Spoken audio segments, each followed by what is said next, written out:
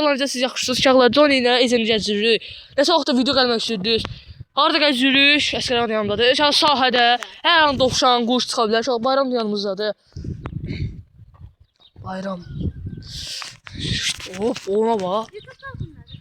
Çən nişanın 52. Abisi hesabında Johnny baba.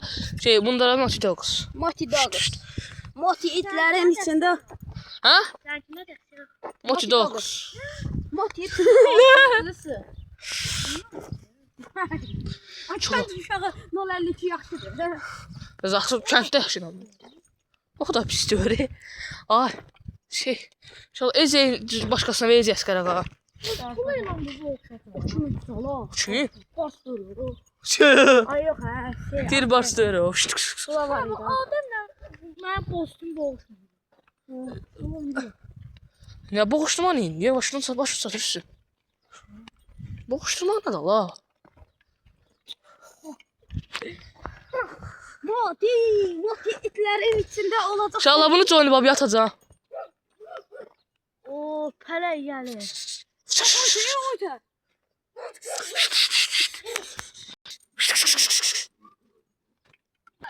Deyək təzdən başa.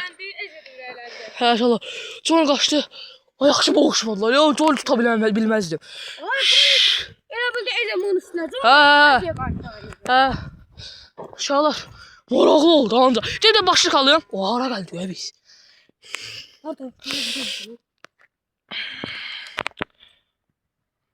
Johnny ataka keçərik.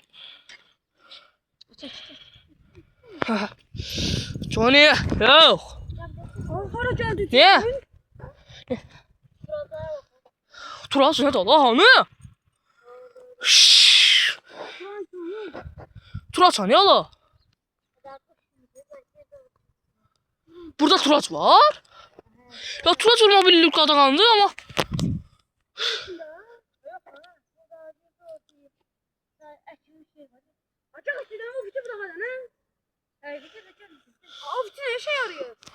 Aşağı o eləmir. Ya bu satışır. O nə da la? Eləmədi. Nə görsə Johnny atağa keçmək istəyir. Hə. Gətir. Turaç. Gətir ha. İnşallah Eze ilə ofisiydi ha. İnşallah neysə. Bəlkə videonu bağlayayım. Əskər biz zor düşürsüz Eze ilə. Biz zor düşürsüz. Allah çəkmişəm. Bunu başqa qoyarsan. Sən atıram sən başqa qoyarsan. Nə? Niyə ki? Hə. Elə bilirsən sən spamaya da düşüb ya la. Johnny ancaq qaşınsın. Qaşınmır xalta çıxartmaq istəyir. Çəkilmişsə də. Neydə?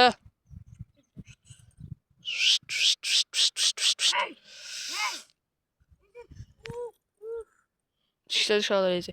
Aşağıda neyse bu videomuzda bu kadar. Sağ olun, salamat qalın. Ya çok da maraqlı video olmadı ama biz çoxdan gəzirik. Sağ olun, salamat qalın. Kanala abone olmayı unutmayın. Sağ olun.